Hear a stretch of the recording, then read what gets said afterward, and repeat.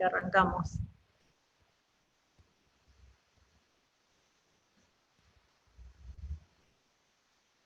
Bueno, ¿cómo va? ¿Cómo les trata el frío? Dicen que mañana empieza a hacer más frío. ¿Todo bien? Estamos en el 10º teórico ya. Se pasa. Cerca ya de terminar el cuatrimestre. Bueno, vamos a intentar compartir pantalla.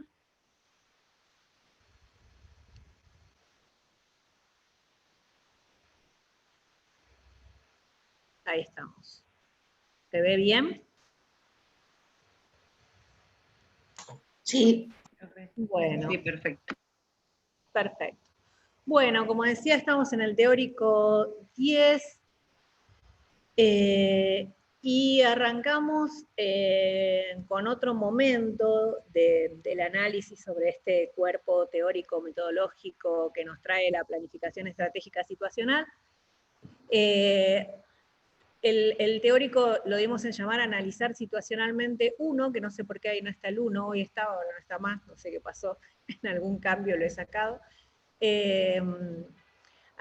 Analizar situacionalmente 1 la primera parte, la segunda parte va a ser el teórico que viene. Hoy nos vamos a abocar más que nada en pensar los momentos de la planificación que nos propone Matus y especialmente nos vamos a centrar en el momento explicativo, tanto este como el teórico que viene, hoy abordando algunos de los conceptos principales y el teórico que viene trabajando más sobre lo más metodológico que tiene que ver con el concepto de problemas y cómo trabajar con problemas, ¿no? Así que bueno, lo primero que intentamos hacer es un repaso de lo que vimos la clase pasada. Si alguien se acuerda, en la clase pasada estuvimos trabajando sobre la introducción a la planificación estratégica situacional. Hablamos de algunas de las características, hablamos de los supuestos, o sea, de la concepción más teórica en la que se basa la planificación estratégica situacional. ¿Hay algo que se acuerden que quieran traer para repasar? Que estuvieron muy activas y activos en el teórico.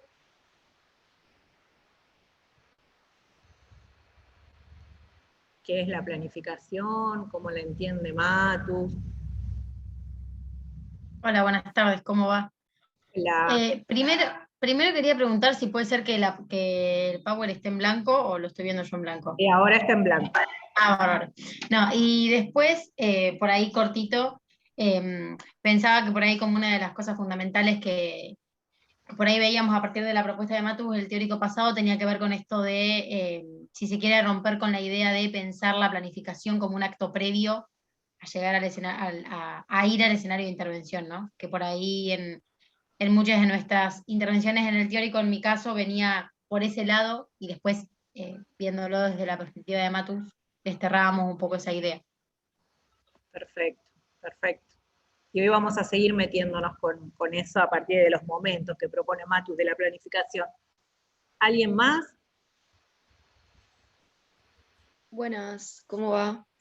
A mí me quedó resonando un montón en la cabeza esto de que planteabas vos la vez pasada, de la planificación como herramienta para la libertad, ¿no? Y en ese sentido, como la diferencia un poco que también lo veíamos en el práctico, de, digamos, de la palabra de quién planifica, y en ese sentido, quién gobierna con el gobierno en mayúscula o sin mayúscula, ¿no? Y en minúscula, me parecía que sintetizaba un poco lo que estuvimos dando la vez pasada.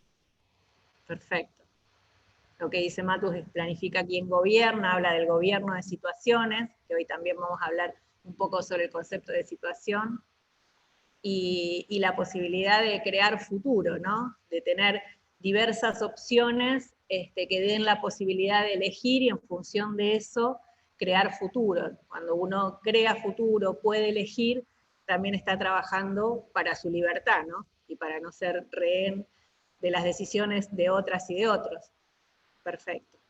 Bueno, vamos a ver, voy a minimizar esto. vamos a repasar algunas de las cosas principales que vimos, algunas de las ideas centrales que quedaron dando vueltas. Bueno, dice, reconoce y se opera sobre una realidad dinámica, turbulenta, en la que nunca se avanza linealmente. ¿Se acuerdan que en la historieta un poco lo traía? Y bueno, la idea de estas trayectorias zigzagueantes que nos plantea la planificación estratégica situacional es una de las ideas centrales. Incorpora la perspectiva de actores y actoras. Hoy vamos a profundizar un poco sobre eso. Sé que en los prácticos estuvieron viendo la ficha de actores y de actoras. Nosotros vamos a dedicarnos a un teórico con mayor profundidad, pero la planificación estratégica, una de las principales características que tiene, que dice, bueno, planificamos en una realidad que además de ser dinámica, de ser turbulenta, en la que no se avanza linealmente, compartimos esa realidad con otros y con otras que también tienen sus propios intereses, sus propios, sus propios procesos de planificación, con quienes podemos estar en una lógica de cooperación o de conflicto, que son sujetos y sujetas creativas y creativos. Entonces incorpora fuertemente, a diferencia de lo que era la planificación normativa, la perspectiva de actores y de actoras. Asume que los problemas del campo de lo social son complejos, difíciles de definir y de comprender. ¿Se acuerdan que hablaba de problemas cuasi estructurados y no problemas estructurados? Trabaja sobre la idea de diferentes escenarios posibles, esto que traíamos sobre, bueno, no se puede pensar en una cuestión predictiva, que ahora hay un micrófono abierto. Aparece la idea de distintos escenarios que se nos pueden aparecer durante el proceso de planificación, y la idea de pensar también en que no es una relación, digamos, los problemas con los que trabajamos no son una relación causa-efecto, que eso ya es lo que nos marca que sean los problemas estructurados, sino que hay varias variables en juego, diversas variables en juego, y también que tenemos que pensar en distintos escenarios posibles. No podemos predecir, que ahora lo vamos a ver un poco también, y que tenemos que pensar en una realidad dinámica con sujetos y sujetas creativos que nos pueden plantear distintos tipos de situación sobre las que tenemos que trabajar y sobre las que, digamos, tenemos que tener alguna capacidad de previsión en ese sentido. Entiende que el poder es compartido, bueno, también eso había traído varias intervenciones en el teórico. Y bueno, un poco la idea de la planificación, esta imagen tiene que ver con eso, ¿no? De conducir en aguas turbulentas, ¿no? Bueno, decía, no podemos renunciar a la posibilidad de conducción de los procesos de los que estamos formando parte. No tenemos que renunciar a la capacidad de conducir esos procesos, pero sabemos que nos movemos en un escenario de incertidumbre, en un escenario de aguas turbulentas, en un escenario que nunca está quieto, y en el que tenemos la necesidad también de tener un rumbo claro que nos permita también ir avanzando, ¿no? De ahí la imagen esa.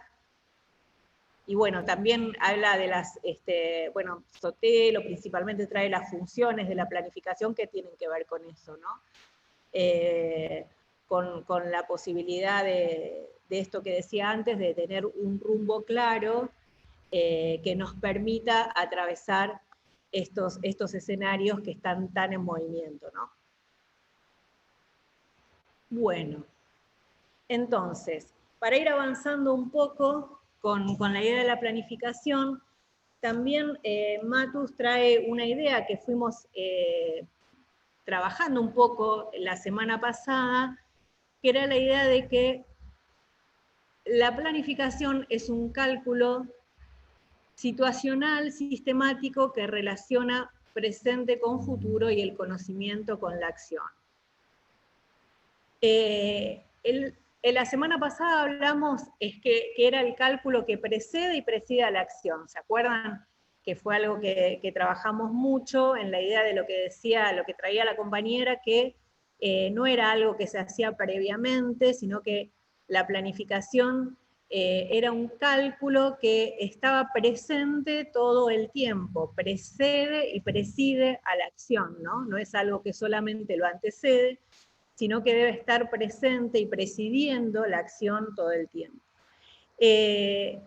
Matus va agregando algunas cuestiones a esta idea de cálculo, porque dice, bueno, es suficiente la idea de un cálculo que precede y preside a la acción. Nosotras siempre hacemos algún cálculo antes de actuar, reflexionamos antes de actuar, pero eso es suficiente. El cálculo antes de la acción inmediata es suficiente, o el cálculo inmediato antes de la acción es suficiente. Tenemos que hacer un cálculo que esté pensando en distintos planos temporales, pero además de eso, digo, ¿para qué hacemos ese cálculo? ¿Por qué estamos pensando en eso? ¿Por qué estamos pensando que es necesario? También porque nosotros queremos vincular dos cuestiones que a veces aparecen separadas, y sobre todo para él aparecen separadas en la planificación normativa, que es lo que tiene que ver con conocer y con actuar, ¿no? Entonces él habla de la planificación también en ese sentido, como la mediación entre el conocimiento y la acción. Ahora lo vamos a desarrollar un poco más. Pero entonces él no habla de cualquier cálculo, sino habla de un cálculo que relaciona los distintos planos temporales, los más inmediatos y los más lejanos, los de un futuro más lejano, sostiene que tenemos que trabajar, digamos, en el presente pensando en ese futuro y relacionando todo lo que tiene que ver el conocimiento con la acción. Pero para que, digamos, él dice, para que este cálculo sea potente, tenemos que tener en cuenta algunas cosas, ¿no? ¿Por qué es potente este cálculo? ¿Por qué es importante planificar de la manera que nos está proponiendo Matus? Y entonces ahí desarrolla, ustedes lo tienen en la bibliografía, lo tienen antes que los supuestos, algunas de las cosas supongo que van a trabajar en el práctico, pero él desarrolla una serie de argumentos, que no lo vamos a profundizar del todo, pero vamos a mencionarlos porque es importante y porque después ustedes los van a seguir trabajando. Pero la primera es esta que decía antes, mediación entre el futuro y el presente. Bueno, ¿por qué es potente este cálculo? Porque nos permite hacer una mediación entre el futuro y el presente.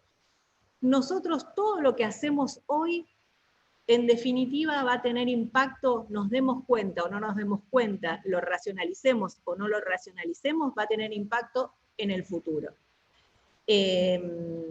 Siempre la digo, pero bueno, la voy a volver a decir porque es una frase que me gusta de él, que dice, con los pies en el presente y la mirada, los ojos en el futuro.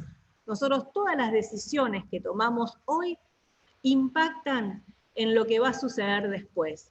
Vieron que él, en un momento yo les contaba en el teórico pasado que decía, bueno, todos estamos de alguna manera generando cambios situacionales en la realidad en la que nos movemos, pero muchas veces lo hacemos sin darnos cuenta. Y eso corre para las cuestiones más personales, más individuales, pero corre sobre todo para cuando queremos estar pensando en analizar nuestros procesos de intervención, ¿no? Entonces, es importantísimo pensar que las decisiones que yo tomo hoy van a necesariamente tener un correlato en el futuro, ¿no? Pensaba, por ejemplo, digo, para poner un ejemplo, si pensamos en el censo, por ejemplo, si traemos, bueno, dije pensar y, por ejemplo, 30 veces, pero si tenemos en cuenta el censo o analizamos lo que pasó con el censo hace poco, si tenemos en cuenta el censo como una herramienta para el diseño posterior de políticas públicas, ¿no? Todas las decisiones que tomamos en relación a cómo se desarrolla, qué pregunto, qué no pregunto, desde qué lógica lo pregunto, a quién hacemos intervenir, todas esas decisiones impactan en el futuro, y es hoy cuando las tengo que tomar, pero no las puedo tomar teniendo solo en cuenta lo que pasa hoy, sino que tengo que pensar también en cómo eso va a impactar a mediano y a largo plazo, ¿no? Entonces, bueno, nada, eso nos invita, digamos, nos invita a pensar en esta relación entre los distintos planos temporales. ¿Hasta ahí vamos? Porque no veo a nadie yo. ¿Vamos? Sí, sí, profe, estamos bien. Bueno. La otra de la que estuvimos hablando un poco es que la clase pasada, que la necesidad de prever cuando la predicción es imposible. Y ahí es donde hablábamos de la idea de la aparición de distintos escenarios. También él habla de otros recursos de cálculo que tiene la planificación, que no los vamos a desarrollar hoy, pero que son interesantes si los quieren leer.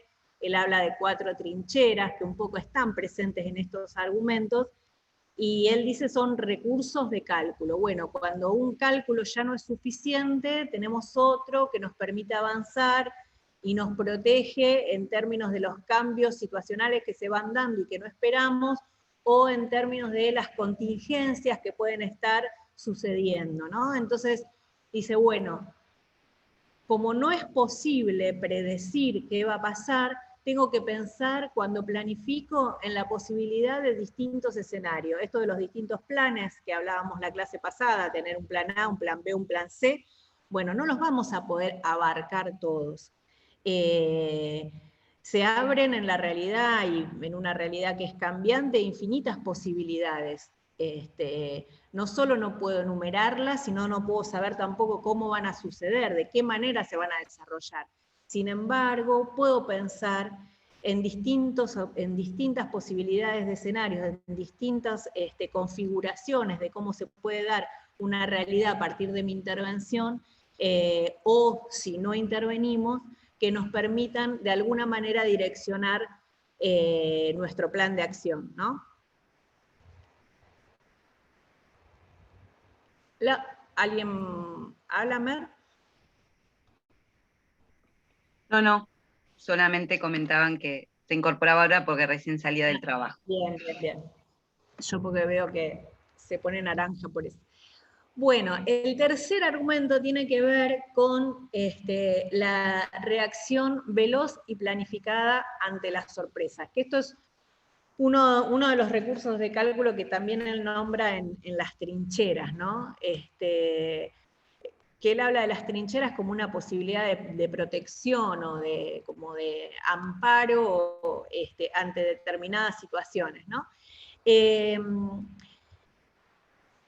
La reacción veloz y planificada ante las sorpresas tiene que ver con poder, digamos, tiene que ver mucho con el sentido de oportunidad. No solo estar preparados o preparadas para las cosas que pueden aparecer, que no estaban, digamos, en mis cálculos y que pueden llegar a obstaculizar mi proceso de planificación, sino también a las cosas que nos pueden potenciar. Y si hablamos en términos de intervención, lo podemos pensar también en el sentido de oportunidades que aparecen y que si nosotros no estamos preparados, preparadas, nos pasan de largo sin poder reaccionar. Entonces dice, la reacción veloz y planificada ante las sorpresas no es una reacción natural, es una reacción que se viene preparando. Si hablamos de un equipo, por ejemplo, es un equipo que se viene capacitando, que viene analizando cada una de las situaciones que se va dando, que viene pensando en la trayectoria de ese equipo y de ese ámbito en el que nos movemos para tener la posibilidad de que si aparece alguna contingencia o si aparece alguna oportunidad, podamos reaccionar veloz y planificadamente, dice, ¿no? Ante las sorpresas que esa realidad nos pueda deparar. La pandemia fue un claro ejemplo, digo, la posibilidad de la reacción veloz, digo, bueno, si lo pensamos desde el sistema educativo, si lo pienso desde acá, todo lo que tuvo que ver con la virtualización de las cursadas, qué capacidad instalada había para esa reacción veloz y cuál no había, y hubo que empezar a trabajar rápidamente. Digo, en general no estaba el sistema educativo preparado para virtualizarse forzosamente.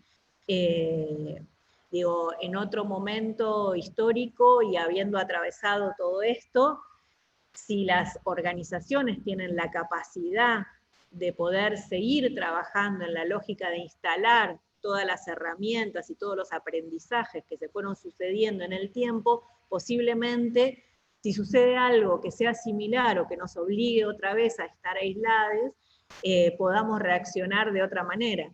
Pero también tiene mucho que ver con la capacidad, este argumento se relaciona con el que viene, que es la mediación en el pasado con el futuro, que es la posibilidad de aprender de los errores. Cuando yo no puedo reaccionar veloz y planificadamente ante las sorpresas, tengo que trabajar por aprender de esos errores, por entender, bueno, cuáles fueron las cosas que fallaron, por qué, qué pasó, qué responsabilidades no se asumieron, qué capacidades faltaban trabajar, qué aspectos de esa situación yo tengo que reforzar, y eso es lo que me permite, digamos, esta mediación del pasado con el futuro. Bueno, yo aprendo de lo que pasó para poder pensar en proyectarme, ¿no?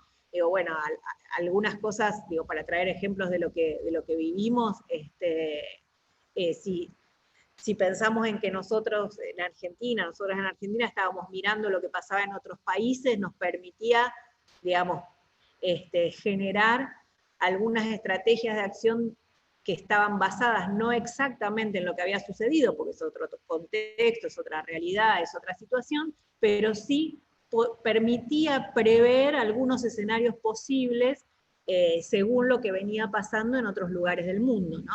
Entonces eso nos permitía pensar y planificar todo lo que tenía que ver con la estrategia sanitaria de otra manera.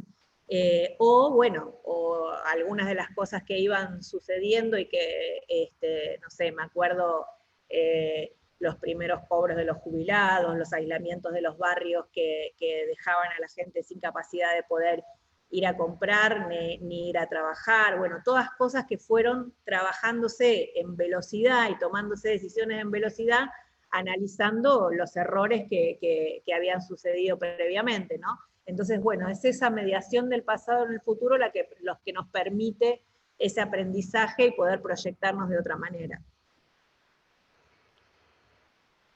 La mediación entre el conocimiento y la acción, que es un poco lo que traíamos antes,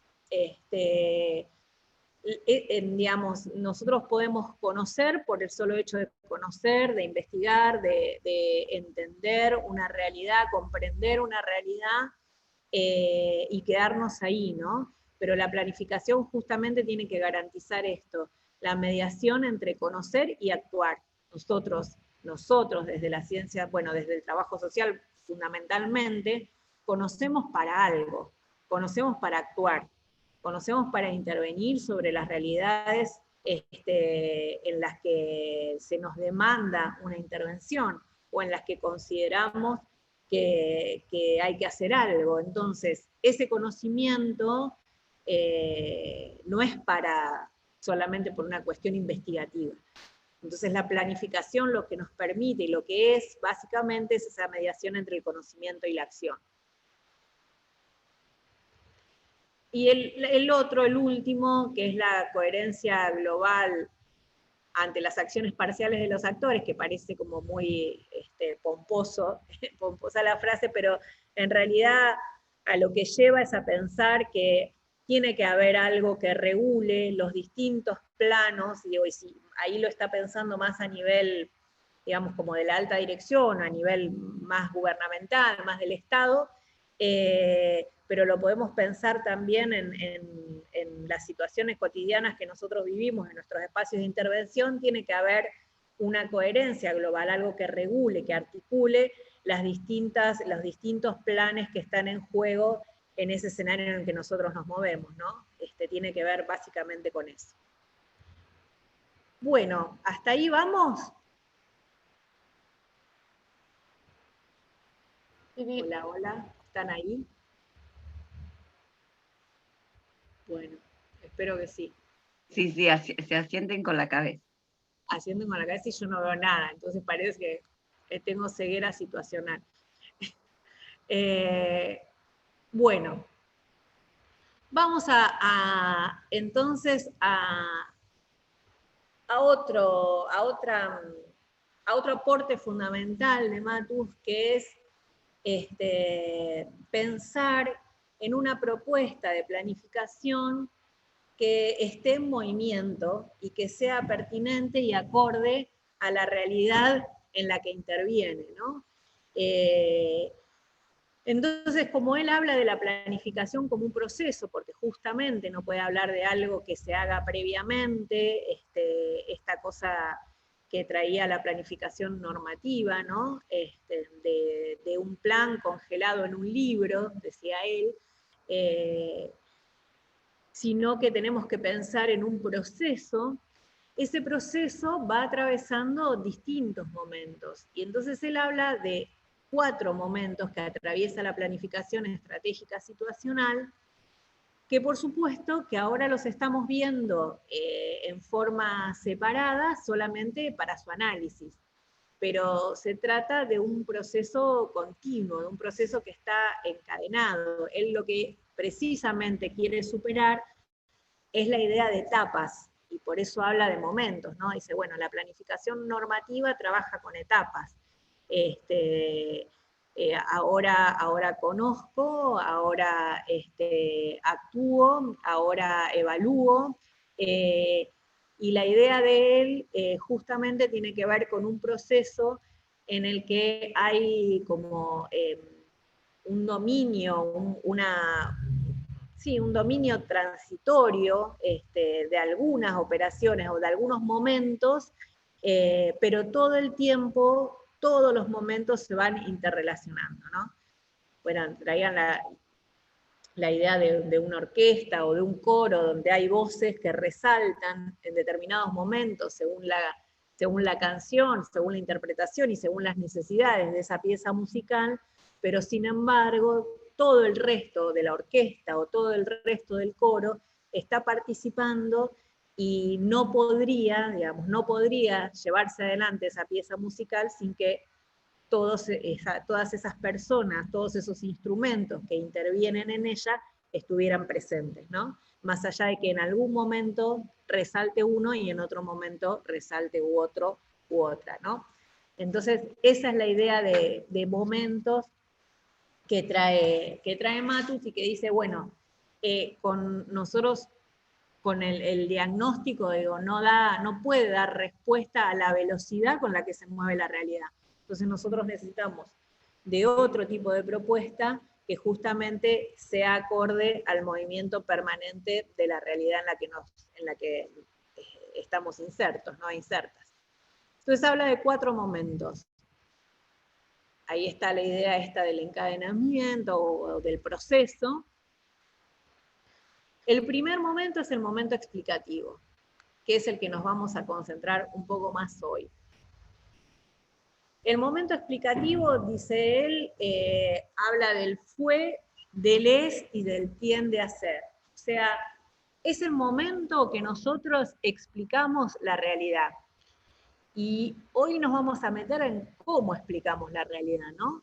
Pero es el momento en que nosotros explicamos para fundamentar también nuestro plan de acción. Entonces, se concentra principalmente, digo, en ese momento, por más que nosotros estamos haciendo de alguna manera un análisis de la situación presente, tenemos en cuenta la trayectoria. Si estamos analizando un problema, tenemos en cuenta la trayectoria de ese problema, lo que fue, lo que pasó, lo que sucedió con eso que estamos analizando, y también lo que tiende a ser. Por ejemplo, lo que tiende a ser si no hay una intervención en función de ese problema que identificamos, ¿no? Entonces, en el momento explicativo hay, digamos, la preeminencia de determinadas operaciones que tienen que ver básicamente con, por ejemplo, identificar los problemas, analizarlos, relacionarlos y poder comprenderlos también, ¿no? Eso es lo que, digamos, en lo que se pone mayor centralidad en el momento explicativo. Explicamos la realidad en la que estamos interviniendo, o en la que, la que pretendemos intervenir. El segundo momento es el momento normativo. El momento normativo nos habla como del deber ser. Ahí, la clase que viene, vamos a trabajar con mayor profundidad sobre los problemas, pero el deber ser también tiene que ver con cómo nosotros miramos, con cómo nosotros analizamos y formulamos metodológicamente los problemas. Entonces, nosotros tenemos la realidad tal como la entendemos hoy, y también cuando nosotros formulamos o definimos un problema, también estamos pensando en cómo quisiéramos que sea esa realidad. ¿Hacia dónde vamos con el abordaje de ese problema? ¿O qué pretendemos con el abordaje de ese problema? Tenemos una realidad objetiva y tenemos una realidad que apunta a pensar cómo debiera ser esa situación que hoy identifico como desfavorable, ¿no? O si yo pienso en cualquiera de los problemas que intervenimos en nuestra realidad, desde pensamos en el ámbito de salud, en los problemas de salud, si pensamos en educación, bueno, cuáles son las cosas que tenemos que abordar en educación para que sean distintas. Bueno, estamos pensando también en cómo debieran ser, estamos tomando posición, estamos pensando hacia dónde queremos ir. Entonces, en el momento normativo es el momento donde se piensa en cómo debe ser, cómo debiera ser. Ahí nos fijamos como nuestra situación objetivo, se le va a llamar desde la planificación estratégica, ¿no? Entonces, estos dos momentos están íntimamente relacionados.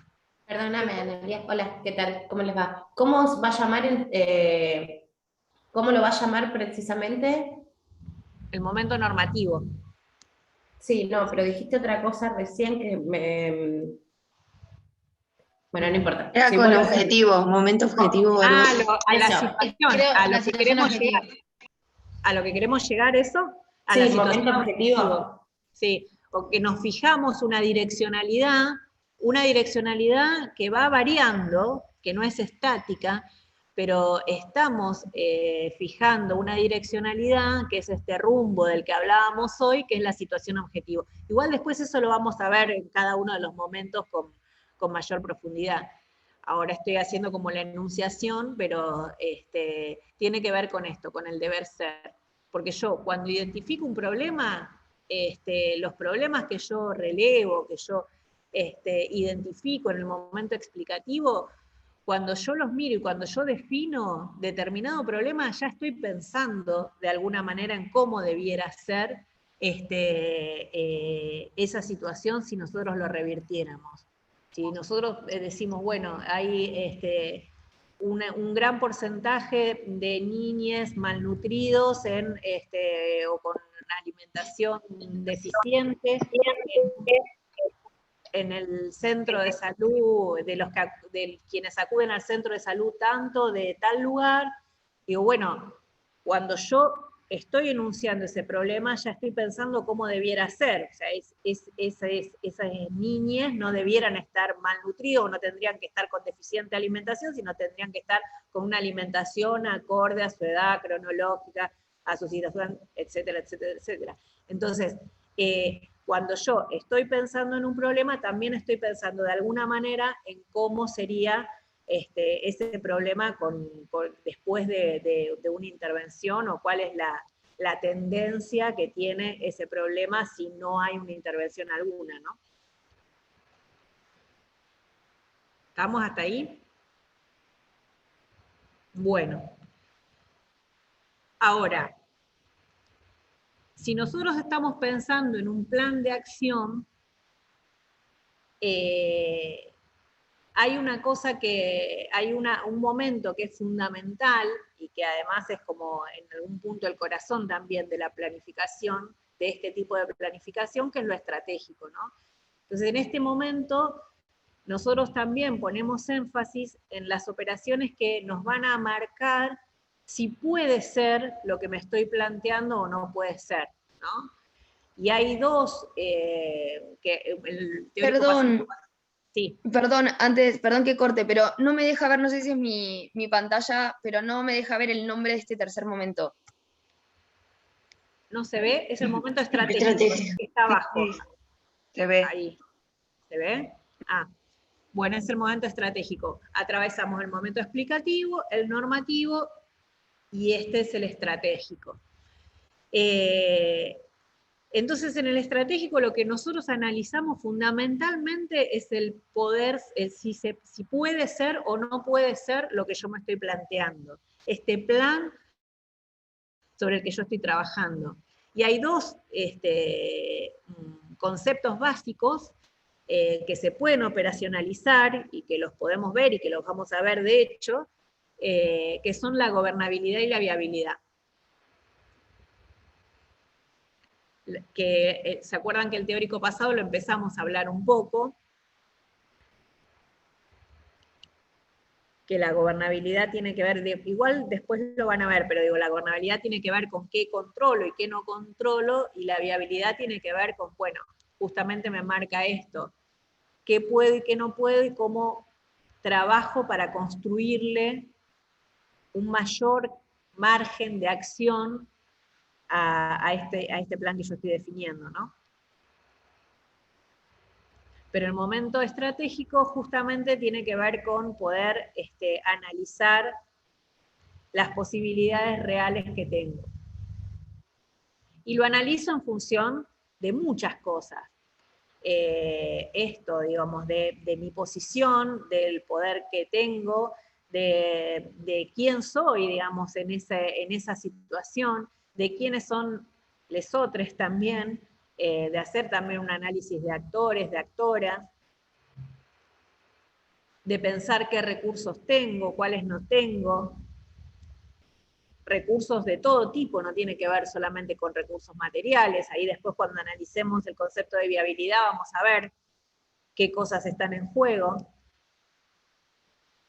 Pero son todas operaciones que en definitiva yo voy haciendo para ver el margen de posibilidades que tengo en relación a lo que me estoy planteando.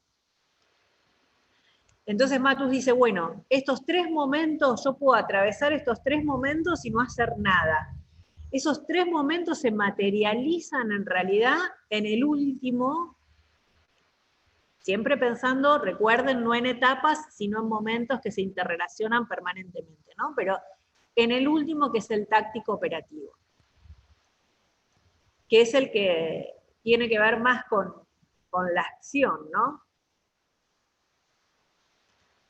Con el momento de gestionar todas estas cosas que fuimos atravesando a lo largo de los distintos momentos. Donde ponemos en juego las diferentes operaciones que nosotros nos planteamos cuando estábamos pensando en cómo revertir los problemas que identificamos. Entonces el momento táctico operativo es como también fundamental. Y es el momento del hacer. Ahora, si nosotros sostenemos que la realidad es cambiante, si nosotros sostenemos que trabajamos con, digamos, que estamos en una realidad en la que hay distintos actores, distintas actores que son personas creativas, que pueden estar en cooperación o en conflicto, que tienen distintos intereses, que van generando también otras acciones, ustedes fíjense que va a estar todo el tiempo estos momentos en relación, porque muchas veces voy a tener que volver a explicar esa realidad, muchas veces voy a tener que pensar qué nuevos problemas aparecen, muchas veces voy a tener que pensar, bueno, qué posibilidades tengo o no de llevar adelante lo que me propuse, incluso en el momento del hacer. Entonces no es que el análisis de la realidad o la explicación de la realidad quedó allá lejos y hace tiempo, sino que es un proceso permanente. Y en el que más nos vamos a centrar hoy tiene que ver con el análisis situacional.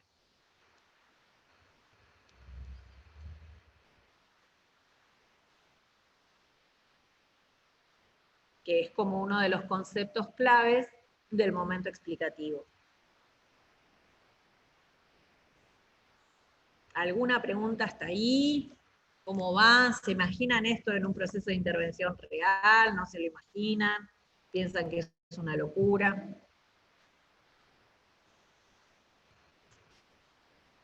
Que es imposible Buenas. llevar a cabo. Sí. Se me cortó recién, no terminé de entender. Análisis situacional sería lo que se da entre lo explicativo y lo normativo.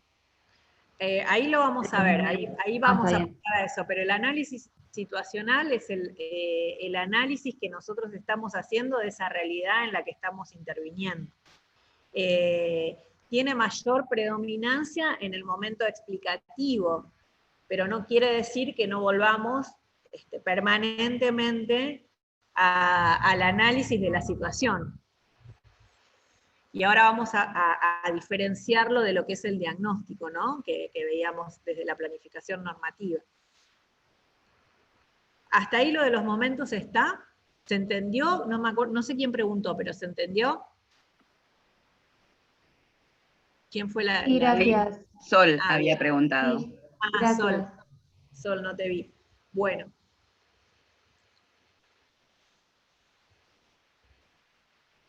Entonces, digo, una de las principales, él dice, bueno, una de las principales diferencias que tenemos con la planificación normativa, una de las principales cuestiones que hay que analizar o que hay que pensar es cómo explicar la realidad.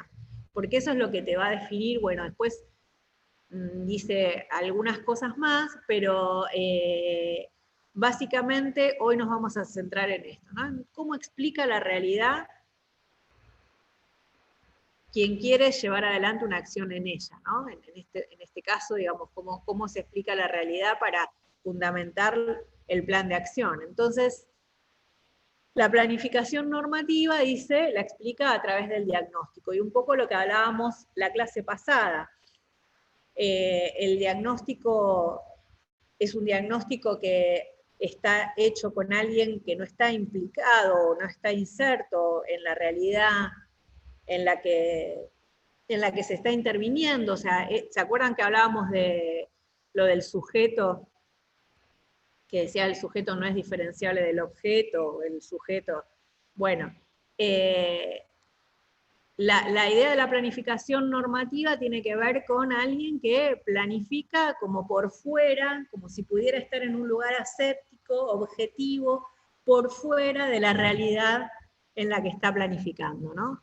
Entonces, por eso habla de una explicación única, que él en ese momento la centraliza más, digamos, en todo lo que tiene que ver con el vínculo con la planificación económica, y con el Estado que está mirando una realidad y trabajando sobre ella, pero es una explicación única, es unidireccional, digamos.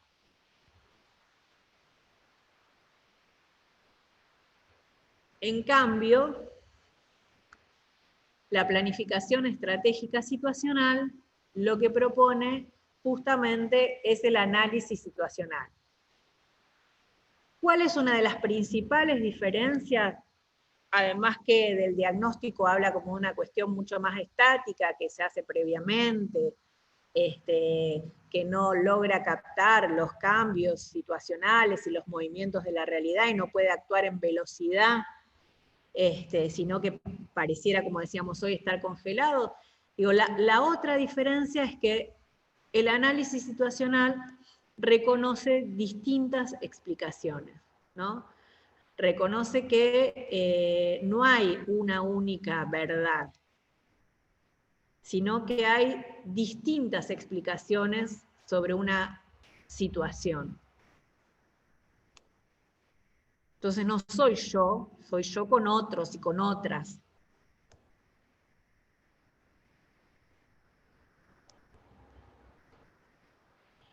Y otra de las cosas que dice es que el diagnóstico pareciera tener una función puramente cognoscitiva, puramente investigativa, de conocimiento de la realidad, que no analiza las causas, que no analiza las historias de las trayectorias o las tendencias de esos problemas que estamos pensando, que estamos identificando, que no es lo mismo que el análisis situacional, que sí reconoce todo lo que tiene que ver con las distintas tendencias que van sucediendo, con la historia, y también con las causas que pueden llegar a, digamos, a estar relacionadas con ese problema que estamos analizando, si hablamos de problemas.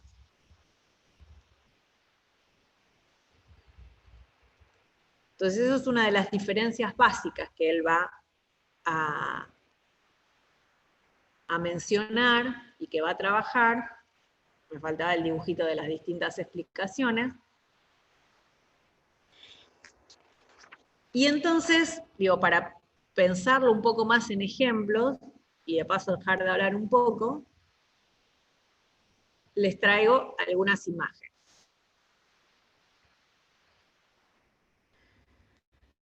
A ver si minimizo acá. Bueno, ¿qué ven ahí, por ejemplo?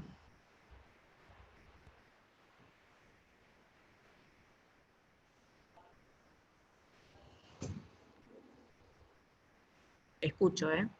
No tengo agua para tomar, si no tomaré agua. ¿Están ahí? ¿Siguen ahí? Hola, hola.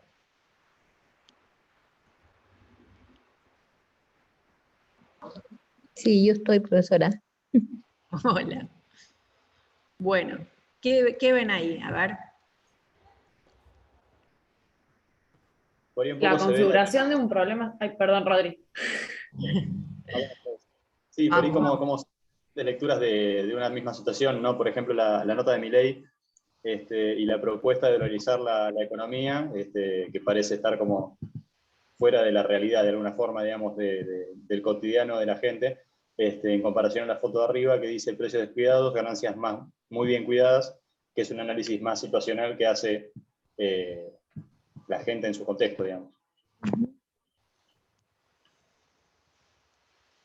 Sí, yo pensaba también en cómo se configura el problema, esto de los distintos actores, los distintos intereses que se juegan en ese problema.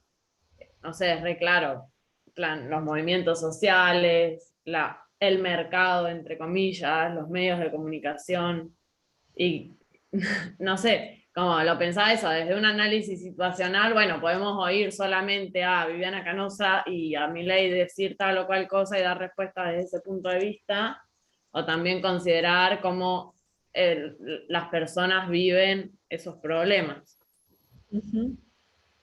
Claro, es el análisis de afuera y el análisis de adentro, lo mismo. Bien. ¿Alguien más?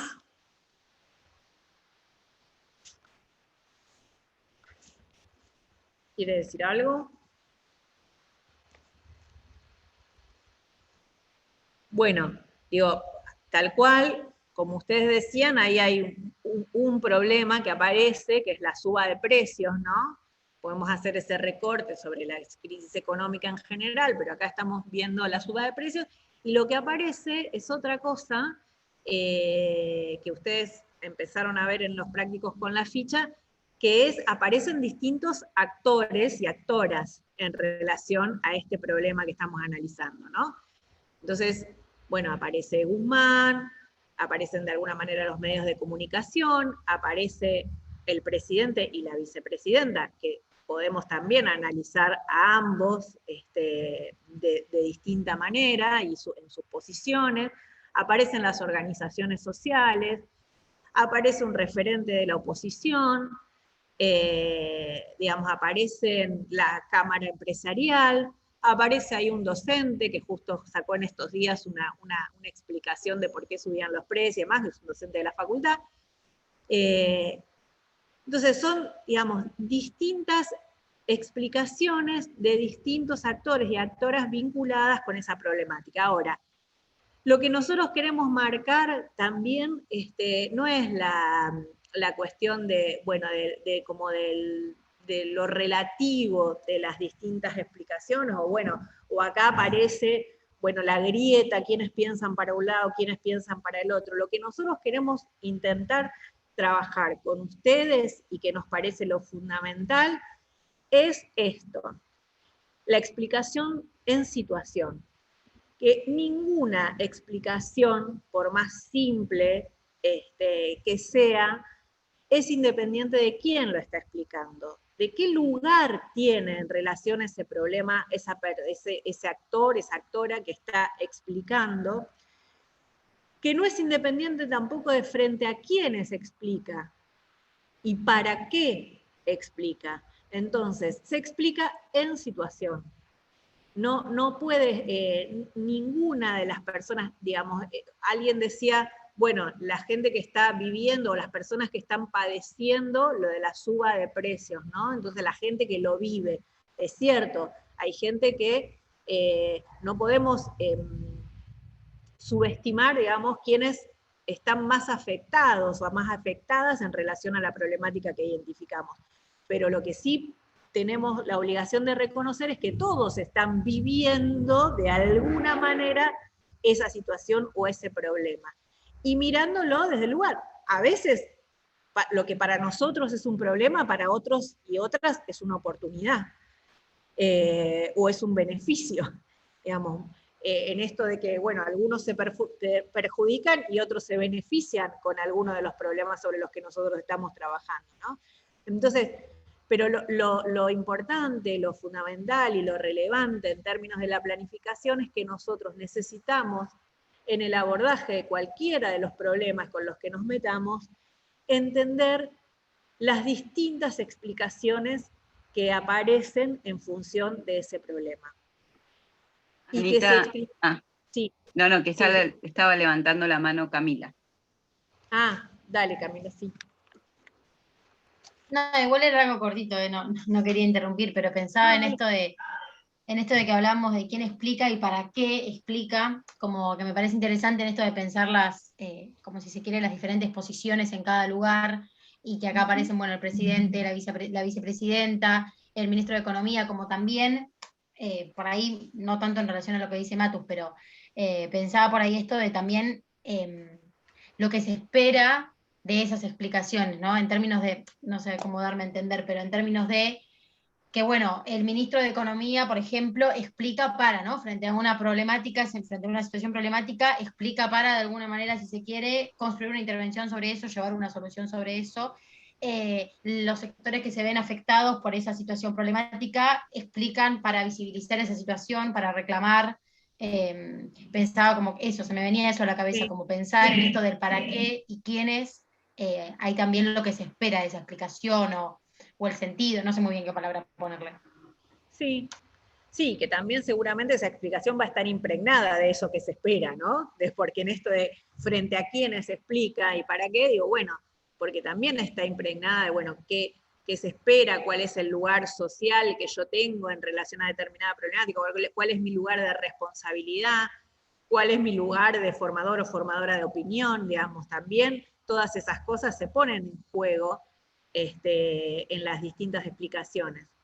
Pero bueno, Matus dice, bueno, la potencia de tener en cuenta las distintas explicaciones situacionales tienen que ver con algunas cosas, ¿no? Primero, con entender que hay varios diagnósticos sobre una misma situación, o sobre un mismo problema, ¿no? Entonces dice, no solo hay distintas respuestas en relación a un problema, sino que también hay distintas preguntas. Cada uno lo mira desde su lugar. La otra tiene que ver, bueno, entender esto, que hay distintos diagnósticos sobre esa situación, sobre ese problema en concreto. La otra tiene que ver con entender cuál es el lugar de los distintos actores en relación a ese problema y a la posible solución, entre comillas, o el posible abordaje de ese problema, ¿no? ¿Cómo juega ese otro, esa otra? Esto sí, que hablábamos antes de la cooperación en el conflicto, bueno, ¿no? Obviamente cuando Matus diferencia actores y dice, bueno, hay distintos intereses, no quiere decir que todos son enemigos, al contrario, habla también de políticas de alianza, de posibilidad de entender cómo está jugando en relación al problema que yo estoy abordando ese actor o esa actora en este momento, que además probablemente no sea igual en otro momento histórico, o probablemente no sea igual en otra problemática. ¿Cuántas veces ustedes ven alianzas, por ejemplo, entre organizaciones que ante una determinada problemática emergente pueden llevar adelante una acción cooperativa y en otras no.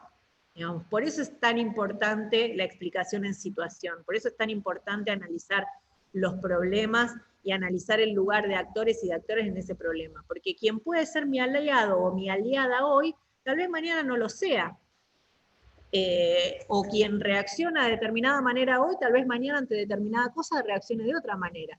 Digo, y esto lo pensamos a nivel macro, pero lo podemos pensar en cualquiera de nuestros espacios laborales o en nuestras prácticas de formación, con quién contamos, con quién no, por qué, pero solo todas esas cosas las podemos saber si conocemos, si hacemos un análisis real de esa situación en la que estamos interviniendo.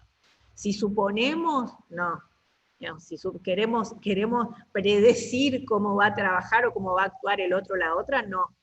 Digamos, eso es conociendo y analizando para actuar. Vos analizás con un objetivo, y ese objetivo es la intervención concreta sobre esa problemática, en este caso, por ejemplo. Y la otra cosa es que tener en cuenta las distintas explicaciones también nos permite... había algo que hacía mucho ruido, era el aire acondicionado acá, me estaba como aturdiendo. Y la otra cosa es que nos ayuda a pensar en la relevancia de esos problemas, ¿no? Escuchar, entender, comprender las distintas explicaciones nos ayuda a pensar o a revisar de manera crítica qué relevancia tienen los problemas que nosotros estamos identificando. Porque no me digan que ustedes no fueron nunca a una práctica, digamos, no llevaron adelante ningún proceso de las prácticas de formación que pensaban que era el problema, y resulta que después no lo era, que no era tan así. Me imagino que alguna vez les pasó, porque nos pasó a todos, digo, por ahí no les pasó, pero, o no, ¿a alguien le pasó eso?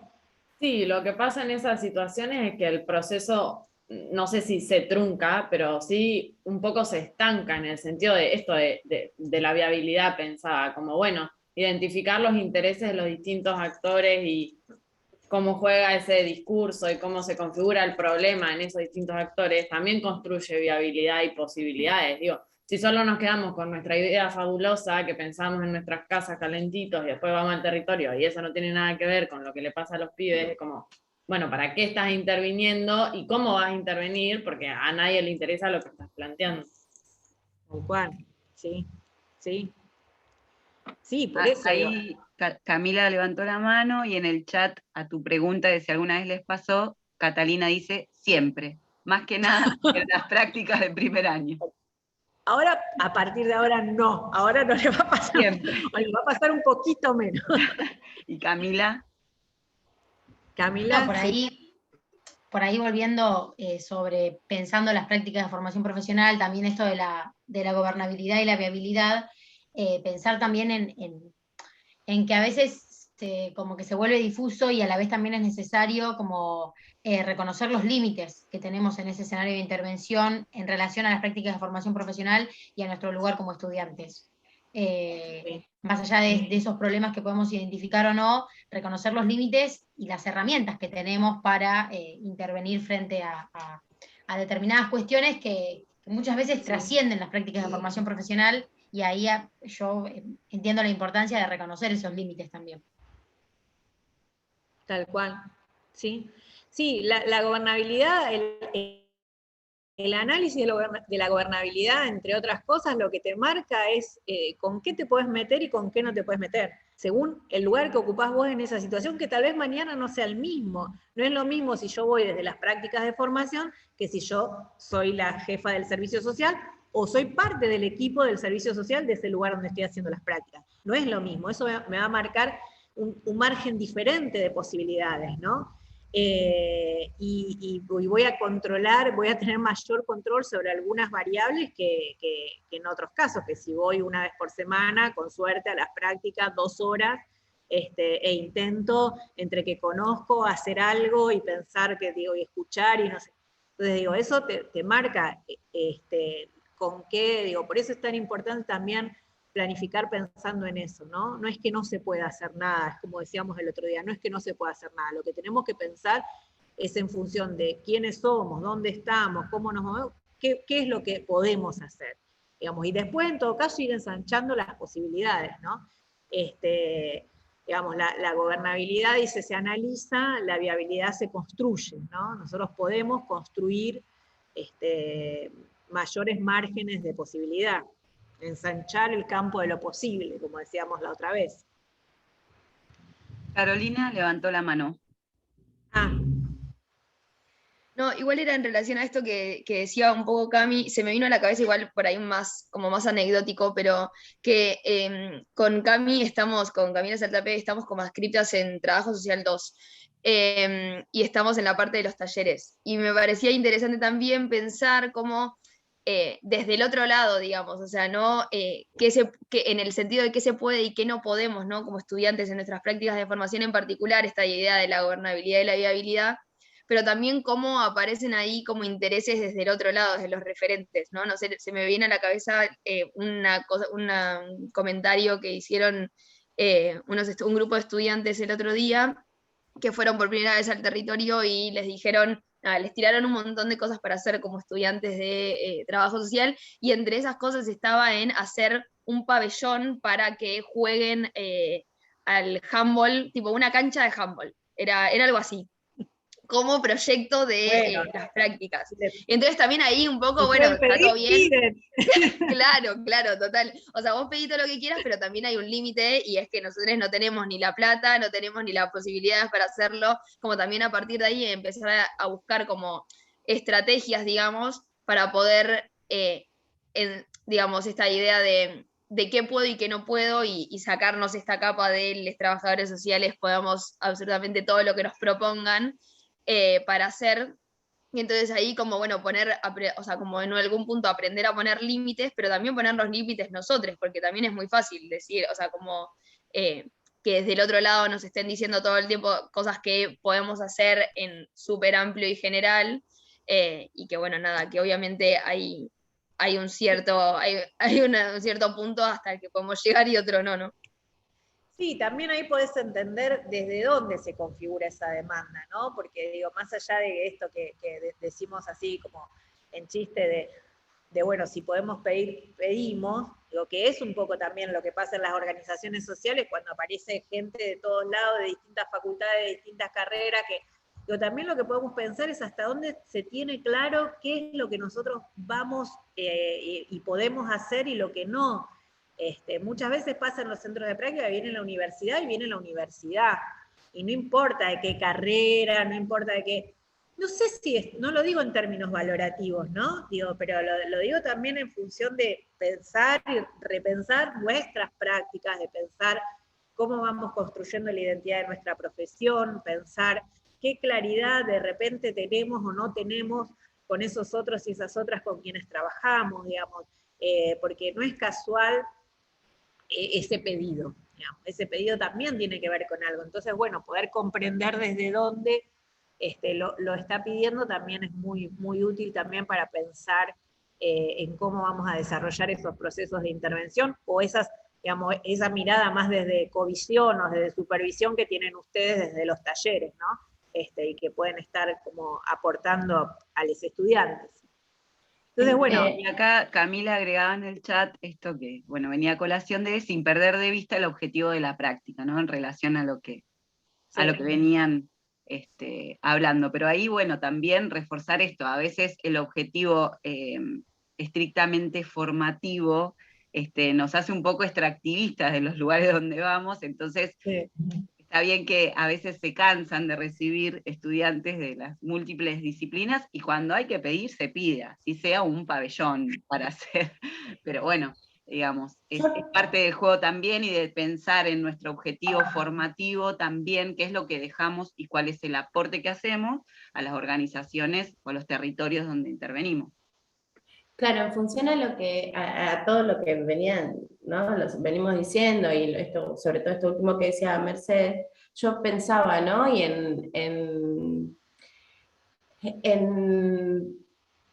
en pensar, a reflexionar y traer todo el tiempo a nuestra formación, esto de las incumbencias y los límites de la intervención o del trabajo, del ejercicio profesional en general, y el campo de lo simbólico, ¿no? del trabajo social, porque pienso que quizás muchos de las demandas, primero pensaba en esto de la multiplicidad de explicaciones, en el posicionamiento ético-político de la tensión de los intereses, ¿no? Entonces nosotros desde qué lugar y desde qué posicionamiento, o desde qué posicionamiento en la puja de esos intereses vamos a construir nuestra planificación por un lado, la planificación por un lado, pero también el problema por el otro, ¿no? Y acá es donde recupero, o veo la necesidad de recuperar la voz, la subjetividad y la acción de los actores mismos, más allá de nuestras intervenciones profesionales, o de la academia en un territorio, o de, ¿no?, cómo configuramos a partir de esa puja de intereses el problema para el cual después y durante planifiquemos. Y pensaba, por ejemplo, en lo de quizás es una romantización que se me cuela constantemente, ¿no? Pero pensaba que en el ejemplo de la cancha de handball, ¿no? La posibilidad desde nosotros como trabajadores sociales, muy difícil, por no decir imposible, vamos a poder lograr una cancha de handball. Pero si permitimos el espacio a soñar en cuanto a ensanchar esto, los márgenes de lo posible, ¿no? A soñar el soñar de los actores, el poder imaginarse, y por ahí, para sacar soñar y poder, y hablar con herramientas teóricas, la capacidad creativa de los actores, ¿no? Bueno, en este momento una cancha de handball no está en el marco de lo posible, pero ¿qué posibilidades tenemos para hacer articular esos intereses y esos actores de que hoy quizás una cancha no es posible, pero sí la posibilidad de soñarnos o de soñar a las comunidades en una situación donde el acceso al derecho, a lo recreativo, a lo lúdico y a lo deportivo sea una posibilidad de vida? ¿No? Quizás la cancha no va a ser materialmente, y por eso a mí me cuesta tanto la interpretación de los textos en cuanto a productos, ¿no? En hacer esa mediación constante de que el producto nunca es acabado, y quizás, como hemos aprendido en otras materias, el objetivo desborda lo material. Desborda, digo, que es difícil romper con las limitaciones materiales, ¿no? Pero bueno, ¿cómo operamos en esa planificación al sentido simbólico de la intervención en un territorio determinado, con sujetos determinados y con actores que demandan multiplicidad de cuestiones inalcanzables, ¿no? Inalcanzables, digo, en este marco de lo material, pero no de lo simbólico. A ver, no sé, varias cosas, no sé si alguien más quiere intervenir en relación a lo que planteabas, pero... yo, cortito, sí. Que por ahí pensándonos en esta mediación, en la intervención y en el diseño de la política pública, que tenemos una posibilidad en ese lugar, me parece, de colectivizar esa demanda, no de dar respuestas, pero sí de pensarla como un problema, y si estamos como inmersos en este proceso productivo de la política pública, creo que ahí hay posibilidades de transformación, sí, claramente en términos simbólicos, pero que también de tensionar los hilos de más arriba y de inventar problemas nuevos para que se inventen soluciones nuevas. Sí, yo pensaba también, digo, bueno, nuestra función no es la de valorar los problemas o las necesidades, digamos, de la gente en términos de, bueno, si esto es así, es una necesidad o no es una necesidad. Muchas veces se entiende eso, ¿no? Que lo de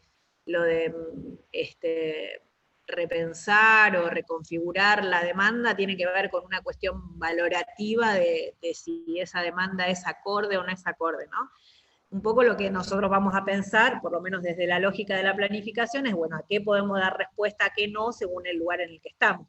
Ahora, me parece que si se enuncia eso, y si nosotros pensamos en la lógica de para qué reconstruir las explicaciones situacionales, una de las cosas que para las que es importante es para pensar en la relevancia de los problemas, y la relevancia justamente supone esto que vos traías, la relevancia en términos de lo colectivo, ¿no? Está expresando la necesidad, ¿qué necesidad está expresando cuando pide la cancha del handball? Tiene que ver con esto, con el acceso a lo recreativo, ¿con qué tiene que ver? Con qué historia hay por detrás de esa demanda, de ese pedido, qué cuestiones están relacionadas con eso, y entonces en función de eso tal vez nos vamos a poder meter con otras cosas que no sea la cancha de handball, pero sean otras cosas que están impactando en el problema que detrás de esa demanda está enunciado. Entonces eso me parece que como que es fundamental para tener en cuenta. Después, bueno, dijiste un montón de cosas, entonces por ahí algunas ya se me pierden con la intervención, pero la otra cuestión es que lo de soñar, para mí puede ser una categoría teórica perfectamente, lo de soñar pensándolo en términos de un horizonte posible, ¿no? De una situación deseada, de algo a lo que queremos llegar, aunque exceda los límites temporales o posibles de esta intervención en concreta, pero nos guía ahí como una posibilidad de a dónde queremos llegar, ¿no?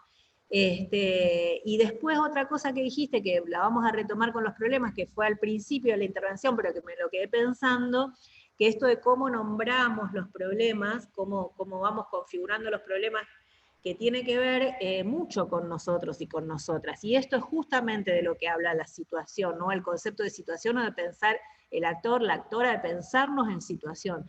Lo que uno trae todo un bagaje de formación, de historias, de trayectorias, de vínculos y relaciones, de experiencias laborales, que nos hacen mirar de una manera determinada y configurar de una manera determinada los problemas, ¿no? o las distintas situaciones por las que atravesamos. Entonces, eso es como una cuestión que está muy relacionada con el concepto de situación, porque dice, bueno, tiene que ver con la historia, tiene que ver con las motivaciones, tiene que ver también con un diagnóstico que nosotros hacemos de la realidad, no desecha lo del diagnóstico, dice, bueno, diagnóstico y análisis situacional no son opuestos, son distintos, son diferentes, y de alguna manera incluso hasta pueden ser complementarios, pero no nos podemos quedar con el diagnóstico. Y en la explicación situacional también están las motivaciones presentes. Y en la situación también nosotros no podemos pensar como la historia o la trayectoria, digamos, de una problemática, de una situación, o de la vida misma, solamente como una red de causalidades o de causa-efecto, sino que también lo tenemos que pensar como una red de motivaciones, de intereses, de valoraciones que se ponen en juego a la hora de pensar lo social, ¿no? Entonces ahí, bueno, dos definiciones, vamos a ir rápido para terminar y media, pero situación, dice, es la realidad explicada por un actor, por una actora que vive en ella en función de su acción, ¿no? Entonces un poco lo que traíamos el otro día, ¿no? Nosotros explicamos desde adentro, nosotros explicamos en situación, nosotros explicamos con otros y con otras, y en relación al proceso de producción que estamos haciendo permanentemente en esa acción, ¿no? Entonces dice, la situación constituye un espacio de producción social donde nosotras y nosotros jugamos un papel igual que nuestros oponentes, y donde todo lo que allí ocurre depende de ellos y de nosotros en interacción con el entorno que nos envuelve, ¿no? Entonces dice, bueno, nosotros...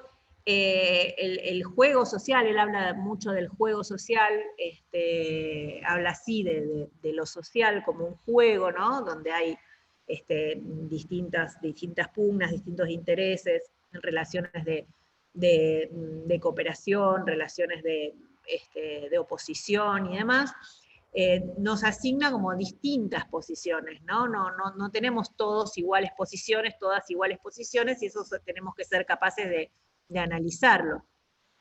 Entonces dice, bueno, cada actor, cada actora ve la realidad con sus propios anteojos, ¿no?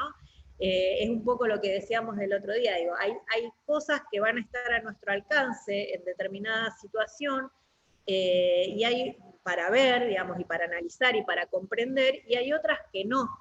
Entonces él también habla del concepto de ceguera situacional, que está un poco relacionado con lo que yo les decía de la linterna. Si yo estoy, es como si pensara, bueno, estoy en la oscuridad con una linterna que me está alumbrando, yo voy a ver donde me alumbra la linterna, y todo lo demás se me va a escapar.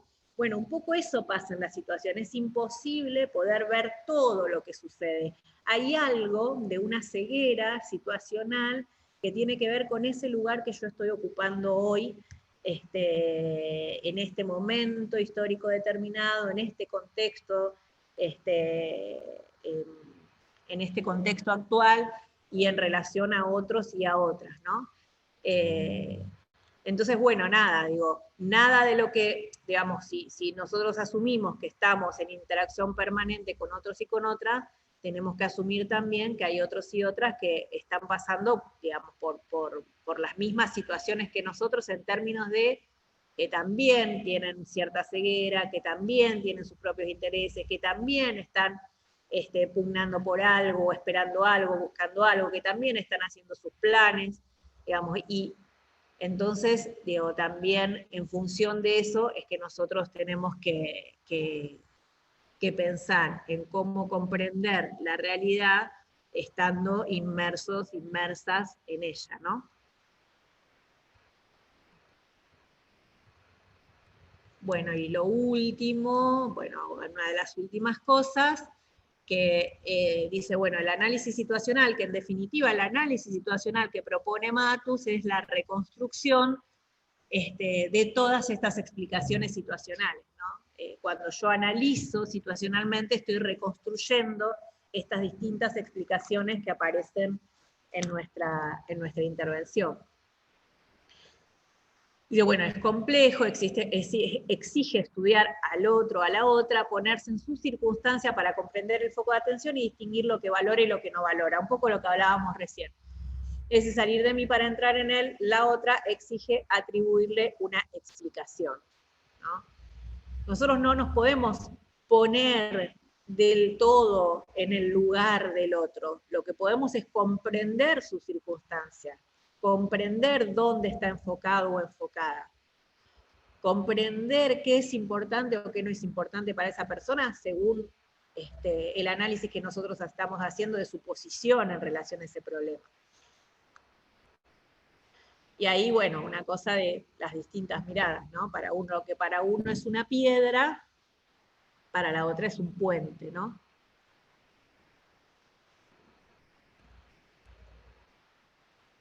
Y lo último, les dejo un jueguito para que lo vean después. Si quieren podemos aventurar algunas cosas, pero tiene que ver con esto, ¿no? ¿Qué ves cuando me ves? Entonces, ¿qué ven ustedes ahí? En vez de una le traje 4. A ver, ¿alguien puede decir lo que ven las imágenes?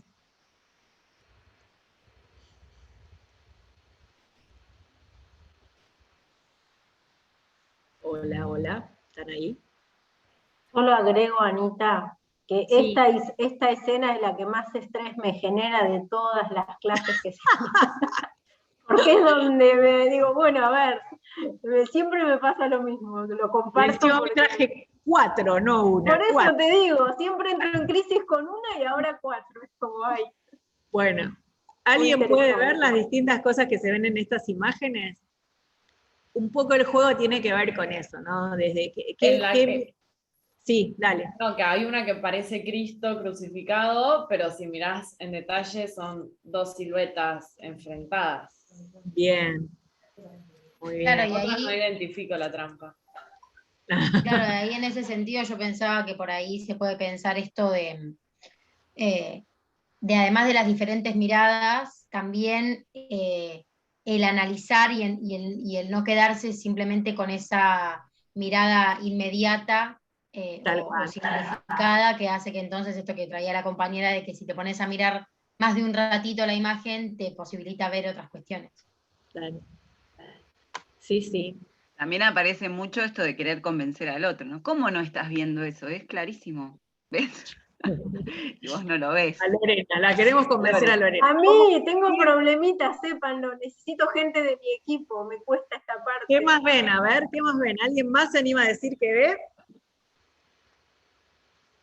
Hay una que ¿pudieron ver lo de la compañera, las dos siluetas que marca ella de perfil? Esa es fácil, dentro de todo. Pero necesito a alguien que diga que el señor que duerme, solo hay un señor que duerme, por favor. Necesito consenso. Es que iba a decir eso, no lo encuentro en Gracias. la otra.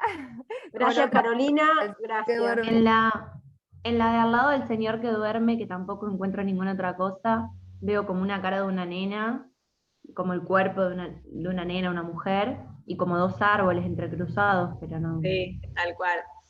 Están como en la ondita de las ramas, ahí de los troncos, son como los hombros de la mujer. En el medio de las ramas está la oreja y ahí está el perfil. No puedo señalar, no le serviría de nada que señale. Porque si yo marco con el cursor no ven, ¿no? ¿O sí se ve? ¿Que estoy moviendo el cursor? No. Sí, se ve, se ve. Ah, bueno, ahí está el pelo, ahí está la nariz, la pera, los hombros. Y si no, los árboles. ¿Y acá qué ven en esta?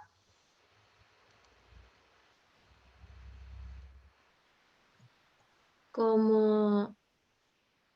¿Ahí se me escucha? Sí. Como una chica que está de perfil, como mirando Sí. algo con una pluma en la cabeza. Sí. O bueno, no sé qué es eso. Bien, Bien. sí. ¿Alguien más vio a esa chica? ¿O alguien vio otra cosa? No, yo solo veo una madre de Plaza de Mayo, fíjense la Ah, mirada. les ibas a decir algo de como eso. un pañuelo. Una señora con un pañuelo en la cabeza. Sí, Sí, tal pero cual. no Mira, salgo de ahí. acá, donde está, esto es el pelo, y esto es el perfil de la chica más joven que parece, ¿no? El cuello y como una cadena que tiene como Los que somos más jóvenes vemos a la chica joven. claro, no me acuerdo cómo se llama esto, tiene un nombre, que no me acuerdo cómo se llama. Gargantilla. Algo así. Eso es la chica, digamos, joven. Y si vos lo ves desde otro lugar, esto es como un pañuelo, esto también es el pelo, esto, que es el mentón de la chica, acá aparece como la nariz de una señora, y el collar es la boca de la señora, y esto es la pera de la señora. ¿La ven? Está mirando. Ahí la vi. Ahí la viste. Bueno, yo una vez estuve 2 horas para mirar. Sí, Y en la señora, perdón, Anita, ya que estamos, y en la chica esta que supuestamente tiene una gargantilla, ¿lo blanco qué es? Yo no tengo imaginación. ¿Qué es? ¿Qué es lo blanco? ¿Esto? ¿Cerro que tiene atrás? Sí, eso. Sí, Pelo. algo así. Y yo pensé como en una tipo un mantigua, velo. ¿vieron? Que tenía, Claro. tenía como eso. Claro, un velo. Claro, como un Bien, velo, tal bien, cual. bien. Sí. Hay que ponerle imaginación también. Sí, sí. Bien. A este es el más tramposo. Para mí es como, bueno, no sé. Pero está este señor dormido, y si ustedes ven, pero con mucha garra poniéndole, acá está como el perfil de una chica durmiendo también. Ahí. Esto sería como la pera de la chica, los ojos, y bueno, y acá está el pelo, pero tenés que hacer un esfuerzo supremísimo para verlo. Bueno, se ve que ahí son las cosas de la realidad que a veces se nos escapan y que son fundamentales, bueno, que son muy difíciles de ver atrás de los problemas emergentes. Bueno, acá están los otros problemas personalizados en la chica que está durmiendo y que es muy difícil de ver. Esta es la nariz y esta es la pera. Bueno, nada, les dejo con ese jueguito y terminamos repasando lo que trabajamos hoy y la clase pasada. Ahí vimos momentos de la planificación. Bueno, de la planificación estratégica situacional vimos los supuestos epistemológicos o los postulados en los que Matus fundamenta las diferencias más conceptuales con la planificación normativa, los argumentos, que es lo que vimos hoy, porque es potente el cálculo de la planificación, los momentos de la planificación, y específicamente hoy nos centramos en el momento explicativo en el concepto de situación, análisis situacional y explicación situacional. Entonces, la explicación, el análisis situacional sería como la reconstrucción de todas esas explicaciones situacionales que vamos identificando, ¿no? Y está muy vinculado con el concepto de situación. ¿Qué entendemos por situación? Bueno, hemos sobrevivido a la clase. Nos vemos el miércoles que viene, nos vemos en la bimodalidad.